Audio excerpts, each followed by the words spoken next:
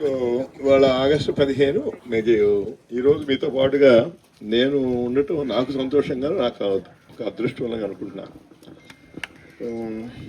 నాకు అంటే ఒక ఏనుగునిచ్చి ఒక చిన్న దీని మీద ఎక్కి నిలబడమన్నారు అనుకో, అది ఎంత కష్టమో నాతో బ్రీఫ్గా మాట్లాడమన్నా కూడా అదే కష్టం. సో ఈరోజు ఇట్లా అంటే నిజంగా నేను ముగ్గురికే బాకీ. చాలామంది చెప్తున్నారు, మా అమ్మకి, మా నాన్నకి, భారతమాతకి, ఇంకెవ్వడికి లేదు. ఒక్క పైసా కూడా లేదు. భారతమాతకే నేను బాకీ. నేను అందరూ చెప్తాను, ఇప్పుడు భారతమాత ఎవరు అని మీకు భారతమాత ఎవరు కానీ మీకు కనపడట్లేదు అనుకో, మనం వెళ్ళి బోరు బాయిలో పడి భారతమాత ఫోన్ కొట్టామనుకో, భారతమాత నేను బోరు బాయిలో పడిపోయాను, నా సంగతి ఏంటి నువ్వు చూడాలని అనుకో, కొన్ని గంటల్లో కొన్ని 100 కోట్లు ఖర్చు పెట్టైనా సరే నీకోసం ఆర్మీని తిప్పుతుంది, నీకోసం ఫైర్ ఇంజిన్లు వస్తాయి, ఆక్సిజన్స్ వస్తాయి, నీ ఐఏఎస్లు ఐపీఎస్లు నీ చుట్టుపక్కల అందరూ వచ్చి నువ్వు బతికినా చచ్చినా సరే నేను బయటికి తీసుకొచ్చే వరకు వాళ్ళు మాత్రం నిద్రపోదు. వీళ్ళందరినీ పంపించింది ఎవరు అంటే భారతమాత. అంటే మీకు అందరికీ తెలిసిందంటే భారతమాత అనేది ప్రతి భారతమాతలో ఒక పూలో ఒక రేకు తీసి ఎవరు అన్నామనుకో, ఆ పువ్వుకి ఇది ఒక ప్రతినిధి. ఒక మన ఈ భారతదేశంలో ఉన్నటువంటి ఎవరైనా సరే ఒక మనిషిని తీసుకొచ్చి ఎవరు అంటే భారతమాతలో ఒక భాగం. భారతమాత అంటే నేను ఇంకొక ఆఖరి మాట చెప్పగలిగిందంటే, నాకు భూమి మీద 700 కోట్ల మంది జనాభా ఉన్నారు. వీళ్ళందరికీ నేను కోపం వచ్చింది, అన్ని ముఖ్యంగా ట్రంప్ గాడి కోపం వచ్చింది నా మీద. ఎందుకు వచ్చింది అనిపించుకున్నాడు, నా మీద బాంబు వేద్దామని కూర్చున్నాడు.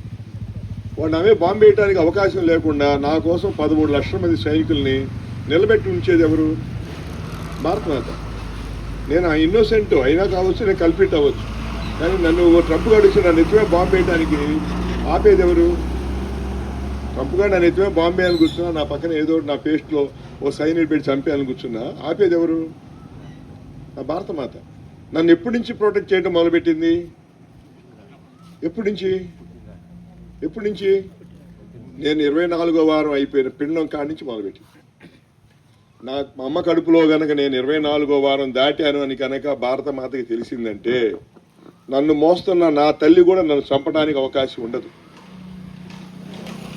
నేను ఆ తల్లి నుంచి నేను రక్తం, నేను మాంసం అన్ని నేను తీసుకొని ఆక్సిజన్ తీసుకున్నా సరే, ఆ పిండానికి అప్పటి నుంచి కాపాడుతూ మొదలుపెట్టింది ఎవరంటే భారతమాత. ఆ పిండాన్ని చంపేయాలి, పిండాన్ని తీసేయాలని చెప్పాలంటే మన భారతమాత ఆత్మ పేరే రాజ్యాంగం. రాజ్యాంగం అంటే ఏదో కాగితం మీద రాసింది కాదు, మన భారతమాత ఆత్మది. మన భారతమాత ఏమనుకుంటుంది, ఏదనుకుంటే కరెక్ట్, ఏదనుకుంటే రాంగ్, మనం ఎలా నడవాలి చెప్పేదే భారతమాత ఆత్మ పేరే. ఒక దేశపు ఆత్మ పేరు రాజ్యాంగం. ఆ రాజ్యాంగం సరిగా నడుస్తుందా లేదా, రాజ్యాంగం ప్రకారం వీడు పర్సన్ ఉన్నాడా, ఇల్లు ఉందా, దేశం ఉందా, లేదా ఇంకోటి ఉందా అనేటువంటిది ఆలోచించే దాని పేరే కోర్టు. ఈ కోర్టులో కూర్చున్నటువంటి న్యాయమూర్తి జరుగుతున్న వాళ్ళందరూ కూడా భారతమాతని మన రాజ్యాంగం ఆత్మ సరిగా అనుకుంటున్నగా నడుస్తుందా లేదా చూసేదే కోర్టు. నేను 24వ వారం దాటా, నిన్నటి వరకు 23, ఇవాళ 24వ వారం దాటా. ఇక అప్పటి నుంచి నన్ను చంపాలంటే నా భారతమాత చెప్పాల్సిందే. తర్వాత ఇప్పుడు నేను డామన్ తెచ్చానుకో, మీరెవరు పట్టించుకోకపోయినా సరే ఎంతో కొంత రెస్పెక్ట్తో మున్సిపాలిటీ డబ్బాలన్నీ వేసుకుని తీసుకెళ్ళి నేను పూడ్చిపెడతాం, తగలబెట్టే నా భారతమాత. అప్పటి నుంచి మనకి గాయైనా తగలకపోవచ్చు, కానీ మన ఒంటి ప్రతి క్షణం కూడా మనం కాపాడుతుండేది మన భారతమాత. సో ఇవన్నీ నేను చెప్పేదంటే బ్రీఫ్గా నేను చెప్పగలిగింది ఏంటంటే, ఇప్పుడు నేను చెప్పిన దాకా చాలా చక్కగా ఆలోచనలు ఉంటాయి, నాకు పిచ్చి ఆలోచన చాలా వస్తుంటాయి. అన్నీ ఎందుకు, ఏంటి, ఎలా, ఏంటి అనేది. అంటే మనుషుల్లో ఇద్దరే ఉంటారు.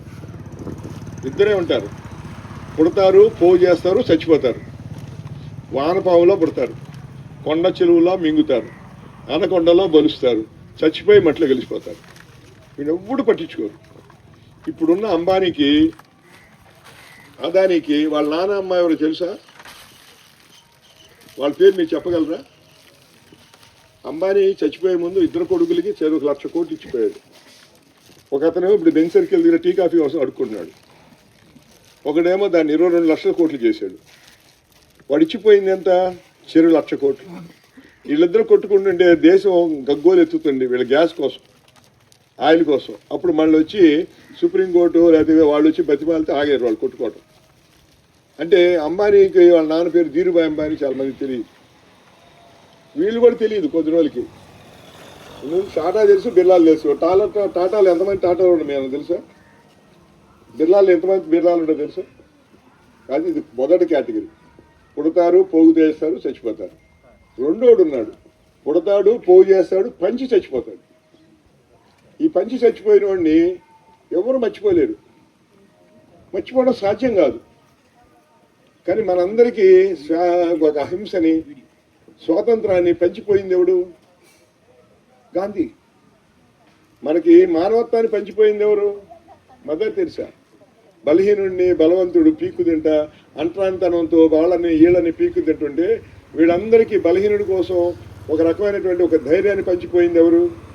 అంబేద్కర్. జనం వెన్నులో నుంచి వాడు చచ్చిపోతే వాడి పనులు కూడా బంగారం పీకి వాడి షర్ట్లు బుక్కలు పడినా సరే వాడిని చేసి అవన్నీ కూడా పీక్కొని పరమ అసహ్యమైనటువంటి క్రూరత్వాన్ని పంచింది ఎవడు? హిట్లర్ గాడు, ఒసామా బిన్ లాడెన్, ట్రంప్ గాడు. వాళ్ళందరూ భయంకరమైన ఆకలితో పిల్లలు లైన్లో నిలబడుతుంటే వాడు ఇజ్రాయల్కి తుపాకీలు ఇచ్చి కాల్పిస్తున్నాడు. రోజు 20 మంది 30 మంది చచ్చిపోతున్నారు. ఎక్కడ? చిన్న చిన్న పిల్లలు అన్నం కోసం నిలబడిన క్యూల మీద కాలుస్తున్నారు వాళ్ళు. ఇది క్రూరత్వం. ఇది పంచుతుంది ఎవడు? వీడు ఉంటాడు. మీకు ఎక్కడైనా కష్టం ఉంటే, ఎక్కడైనా కన్నీళ్ళు ఉంటే, ఎక్కడైనా పీడలు ఉంటే నా పేరు తలవంటారా, నేను లేచి వస్తాను అని చెప్పాడు. 1967లో చచ్చిపోయాడు వాడు. వాడి పేరే చే గువిరా. ప్రపంచంకి ఉన్నటువంటి అత్యంత కమ్యూనిస్ట్ ఉన్నాడు పేరు చెప్పాలంటే చే. చే అనేది వాడి పేరు కాదు, వాడికి ఒక రకమైన ఊత పదంలో చే అంటుంటాడు వాడు గువిరా. అంటే ఇవన్నీ పంచిపోతారు. వాడు చచ్చిపోతారా?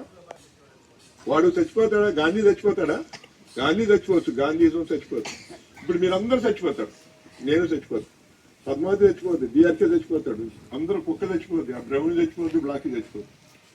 మన అర్జునరావు మాస్టర్ గారు చచ్చిపోయారు, మనం చచ్చిపోయామా? మన మాస్టర్ గారు రంగారావు గారు మన పక్కన చచ్చిపోయాడు, మర్చిపోయామా? మర్చిపో. కాబట్టి మనం అందరం కూడా చచ్చిపోయినాక బతికుండాలంటే ఏదో ఒకటి పంచిపోవాలి. అన్నిటికంటే గొప్పగా పంచిపోయేది కలిగింది ఏంటంటే ఇప్పటికే తరగని ఆస్తి మన మేధస్సు.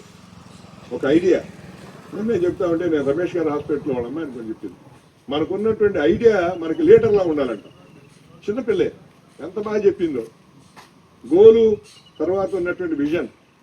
గోల్ అంటే ఒక టార్చ్ లైట్ లాగా కొంతవరకే పడుతుంది. విజన్ అనేది మనకు ఆ అనంతం ఉన్నటువంటి హొరైజన్స్ కల్పించేటువంటి దానికి కూడా బియాండ్ కూడా చూడగలుగుతాను. సో మీ విజన్ చాలా మంచిది, నాకు చాలా బాగా నచ్చింది. అంటే ఇలాంటి చాలా చెప్పగలను. కాకపోతే మీకు బ్రీఫ్గా మీకు ఉన్నటువంటి అద్భుతమైనటువంటి సమయం ఇది. నేను మమ్మ నాన్నకు బాకీయా, మమ్మ నాన్న నాకు బాకీయా? దేశానికి నేను బాకీయా, దేశం నాకు బాకీయా? ఇందాక చెప్పాను కదా, కనిపించకుండా నన్ను 24వ వారం నుంచి నేను ఇప్పటివరకు కూడా నన్ను కాపాడుతుంది ఎవరు? నేను వచ్చి నా మీద పడి నా జేబులో డబ్బు, నా దగ్గర కారు అని లాక్కెళ్తే మన తెన్ని వాళ్ళు తీసుకొచ్చి నాకు ఇచ్చానికి రెడీగా ఉంది ఎవరు? నా భారత మాత పోలీసుతో. నాకు అన్యాయం జరిగితే నా కోసం కూర్చోబెట్టింది ఎవరిని? కోర్టుని. ఎవరు? నా భారత మాత. ట్రంప్ గారు నడిచిపోయి మిజైల్ అయిపోతుంటే మన కోసం వాడి బాంబులు అన్ని శాటిలైట్ అన్ని రెడీ పెట్టుకొని ఆపడానికి కూర్చుంది ఎవరు? నా భారత మాత. మనం కనీసం మన చుట్టుపక్కల ఉన్నటువంటి మన మీద గాలిని పడకపోవచ్చు, వెలుతురు పడకపోవచ్చు, కానీ భారత మాత దృష్టి మన మీద పడకుండా ఉండదు. సో ఇది భారత మాత. ఇది నేను ఎవరికి బాకీ? కనిపిస్తూ మా అమ్మకి మా నాన్నకి, కనిపించకుండా భారత మాత. భారత మాత అంటే మళ్ళీ ఎవరు? మీరే. ప్రతి ఒక్కరు కూడా భారత మాత. ఒకరికొకరు మన చేయగల సహకారం. నేను ఈరోజు ఉన్నాను, నాకు రేపు భయం లేదు. నేను ఉద్భరంగా వాళ్ళని ఓపీ ఆపేసిన, ఇప్పుడు ఇచ్చిన అపాయింట్మెంట్ నాకు 2 నెలలు సరిపోతుంది. ఇదంతా ఎవరు? నా మీద ఎందుకు ఇంత అభిమానం? నా మీద ఎందుకు ఇంత ప్రేమ? నా మీద ఎందుకు వాళ్ళకి అభిమానం? నేను ఇప్పుడు నా దగ్గర ఉన్న ప్రతి రూపాయి, నేను నా దగ్గర ఉన్న ప్రతి పైసా ఇది నాదా? ఇది నా మేధస్సు వాడుకోవటానికి జనం ఇచ్చినటువంటి నాకున్నటువంటి ఒక భిక్ష లాంటిది. నేను చేయగలిగింది ఏంటంటే ఒకటే ఒకటి, నా అమ్మకి మా నాన్నకి నీతి విశ్వాసంతో ఉండాలి. నీతి విశ్వాసం ఉన్నన్ని ఆవులు, ఆ 2 లేనన్ని పాములు. నేను ఆవు అయితే నా కడుపున ఆవులు పుడతాయి, కామదేవులు పుడతాయి. నేను పాము అయితే నా కడుపున అనకొండలు పుడతాయి. పాము కడిస్తే ప్రసాద్ ద్వారా ఏదో ట్రీట్మెంట్ ఉంటుంది, కానీ అనకొండ మింగేసి ఆ తూటిలో పడుతుంది అనుకో, సిబిఐ డేట్ కనిపెట్టలేడు, మన పోలీసులు కూడా కనిపెట్టలేడు. కాబట్టి మామిడి చెట్టుకి మామిడికాయలు కాస్తాయి, తుమ్మ చెట్టుకు తుమ్మకాయలు కాస్తాయి. ఇప్పుడు మీరు ఉన్నారు సంస్కారవంతులు, మీరందరూ ఉన్నారు. నేను మీకు ఎవ్వరికి దండం పెట్టను, మీ అమ్మకి మీ నాన్నకి పెడతా. ఒక కాయ తీగుంటే కాయ తినేస్తుండగా మన కాయను మెచ్చుకున్నావా చెట్టు మెచ్చుకున్నావా?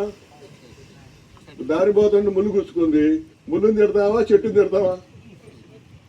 కాబట్టి ఎవడో వచ్చి ఈ దరిద్రుని ఎవరికన్నారా నాయన ఈ దేశానికి ఈ పనికి మాని ఎదవా చెత్త ఉండేవాడికి ఇక్కడ కూర్చోబెట్టారేంటి అని ఒక్క మాట కనుక నేను అనిపించుకుంటే ఇక ఆ రోజుతో నా జీవితం అంతం. ఇది నాకు కాదు బూతిది, ఇది నాదిగా తిట్టు.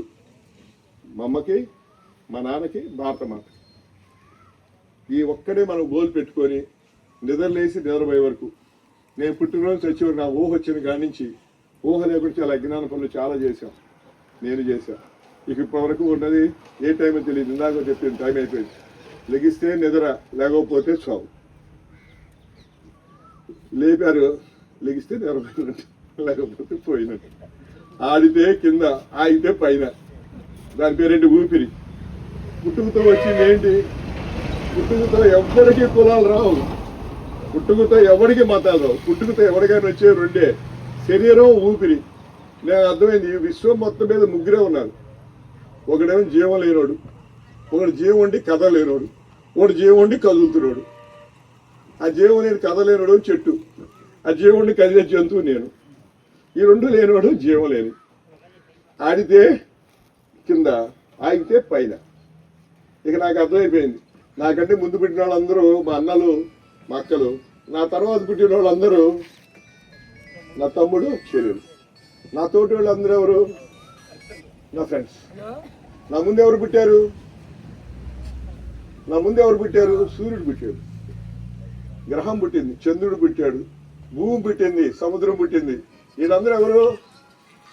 మా అన్నలు మా. నా తర్వాత ఎవరు పుట్టారు?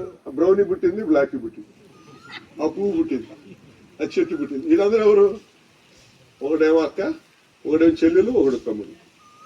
ఈ మధ్యలో వాళ్ళందరూ అన్నారు. ఇంత నాకు అర్థమైపోయింది. ఏమి నీకు అర్థమైందంటే ఎందుకు పుట్టానని నాకు అర్థం అవ్వాలి. ఎందుకు పుట్టానంటే అర్థమైందంటే, జనానికి మండటానికి పుట్టినోడు సూర్యుడు, ఏదో కొంచెం ఎలగడానికి పుట్టినోడు చంద్రుడు, నేనేదో పిడిగేసి నేను చంపడానికి పుట్టినోడు పిడుగు. ఉరుగు పని కోసం ఉరుగు పుట్టుద్ది, పిడుగు పని కోసం పిడుగు పుట్టుద్ది, కుక్క పని కోసం కుక్క పుట్టుద్ది. నా పని కోసం నేను పుడతాను. నాతో పని ఉంటే లేపుతారు, పని అయితే లేకపోతే. మీ పని కోసం మీరు పుడతారు. అందుకని నిన్ను పుట్టారంటే పువ్వు పని చేయడం పువ్వే పుట్టుద్ది. అది ఎప్పుడైనా ముళ్ళులాగా గుచ్చగలదా? ముళ్ళు పని చేయడానికి ముళ్ళే పుడతాయి. ముళ్ళు ఎప్పుడైనా పువ్వులాగా ఉండగలదా? ముళ్ళు పువ్వులాగా ఉండాలని ప్రయత్నం చేస్తే ఫెయిల్ అయిపోతుంది. పువ్వు కనుక ముళ్ళులాగా ఉండాలని ప్రయత్నం చేస్తే ఫెయిల్ అయిపోతుంది. ఎవరికి ఆటంకం ఆడదే. మీరందరూ ఇగో ఇలాంటి పిచ్చెక్కి పిచ్చి పనులు చేస్తాను కూర్చుంటారు. ఉన్నోడు ఇదే ఉంటుంది. ఇక ఆఖరిగా నేను చెప్పేది, వారసులు ఇద్దరే ఉంటారు. ఒకడు మీ ఆస్తికి వారసు. మీరు ఇవ్వకపోతే ఆ రాజ్యాంగంలో ఎవరో రాశారు. రూల్స్ ఎవరు రాస్తున్నారు? రూల్స్ ఎవరు పెడుతున్నారు? మన ఎమ్మెల్యేలు, ఎంపీలు. సో మన భారతదేశం మొత్తం మీద ఉన్నటువంటి వాటిలో 5 రూట్లు. ఆ వేళ్ల ద్వారానే ఒక ఎమ్మెల్యే గెలవాలన్నా, ఎంపీ గెలవాలన్నా. ఒకటి కులపిచ్చి, రెండోది మతగజ్జి, మూడోది అవినీతి, నాలుగోది మోసం, ఐదోది లంచం. ఈ ఎక్కడైనా చూడు, నాకు ఈ 5 లేవు, నాకు ఓటేసి చేసాను సావంటారా అని చెప్పి ఇంట్లో పడుకున్నాను అనుకో, నాకు ఒక్క ఓటు అని పడుద్దా? మా ఇంట్లోకి పడుద్దా? నాకు ఒక్క ఓటు పడుద్దా? నేను అవినీతి చేసిన వాళ్ళందరూ కూడా మెడకాయలు నరికేస్తా. కులపిచ్చితో ఉన్నాడని కుళ్ళ పెట్టేస్తా. మతగజ్జంలోనే రోడ్డు మధ్య పెట్టి తగలబెట్టేస్తా. అవినీతి లంచం తీసుకున్నాడంటే అది చేయి నరికేస్తా. ఇక నేను చెప్పానుకో, ఎన్ని ఓట్లు పడతాయి నాకు? ఇవన్నీ కూడా తరతరాలుగా మనుషులు మన ప్రాంతం, ఏ ప్రాంతం అయినా కూడా ఈ మురికితో బతుకుతా ఉన్నారు. ఈ మురికి ఎవరైతే వదిలించుకోగలిగాడో వాడే ఆధునిక మానవుడు. వాడి పేరే తెలుగులో సంఘమిత్రుడు, ఆడే ఇంగ్లీష్లో కమ్యూనిస్ట్. ఈ కమ్యూనిస్ట్ అనేవాడికి ఈ మురికి లేకుండా మరి ఆడికి ఉన్నది ఏంట్రా అంటే, మొట్టమొదటిది సమానత్వం, రెండోది మానవత్వం, మూడోది సంస్కారం, నాలుగోది దేశభక్తి, ఐదోది సర్వ మానవ సౌభాగ్యం. నా ముందోళ్ళందరూ అన్నలు, అక్కలు, నా తర్వాత వాళ్ళందరూ తమ్ముళ్ళు, చెల్లెలు, నా తోటి వాళ్ళందరూ నా ఫ్రెండ్స్. ఈ ఫీలింగ్ ఎవరైతే ఉంటాడో వాడే సంఘమిత్రుడు, వాడే కమ్యూనిస్ట్. ఈ మురికి వదిలించుకోగలిగిన వాడు, నేను కూడా మీరందరూ ఇదే మురికి వదిలించుకొని వచ్చారు. సో మీతో పాటుగా ఈ ఆగస్టు 15 నా భారత మాత శృంఖలాన్ని వదిలించి మీరు చాలా మంది ఉన్నారు, నేను చెప్పాలని చాలా చెప్తున్నా. కాలు గొంతు మీద పెట్టి నా తల్లి కాళ్ళ మీద తుపాకి నా గుండె పెట్టినవాడివి ఏదో ఉండవాడు. నీకేంటి నేను నా సెల్యూట్ చేసేది, నేనేది నేను క్షమించుకొని నేను అడిగేది. నేను అడగను, నీకు దిక్కున్నా నువ్వు చేసుకోపో. నేను వేస్తే ఒరిజినల్ బాంబే చచ్చి ఉండేవాడు. మీకు భయపెడతానికి నా భారత మాతగా నేను కొడుకున్నాను. నేను చెప్పినా పోయిరా ఎదవలారా అని చెప్పిపోయినాడు భగత్ సింగ్. భగత్ సింగ్ చెప్పాడు, ఏంట్రా ఎదవలారా నీకు నేను పెట్టేది. ఇలాంటి వాళ్ళు చాలా వేల మంది చచ్చిపోయారు. అలాంటి వాళ్ళు అందరితో ఈ దరిద్రుడిని, ఈ పనికి మాలిన బ్రిటిష్ వాడిని తోలేసి మనకి ఇంత స్వేచ్ఛ వాయువు ఇచ్చిపోయినటువంటి మహనీయులందరూ తలుచుకొని మనం కూడా, మీరు కూడా ఆల్రెడీ మీరందరూ సైనికులు, మీరందరూ ఆధునిక మానవులే, మీరందరూ క్లీన్గా ఉన్నటువంటి భారత మాతకు బిడ్డలే మీరు. సో మీతో పాటుగా ఈ కొంచెం సేపు గడపడం నాకు ఎంతో సంతోషంగా ఉంది. నా లాంటి వాళ్ళ చేత కూడా ఓలేట్ వెలిగించాను. నాతో పాటు మీకు కూడా పిచ్చి ఉన్నందుకు నాకు కూడా సంతోషంగా ఉంది. మీ పిచ్చి మీరు కంటిన్యూ చేస్తూ ఉండండి, తర్వాత అడిగే జరుగుతుంది. మీ అందరికీ మంచి జరగాలని చెప్పి నేను సెలవు తీసుకుంటాను.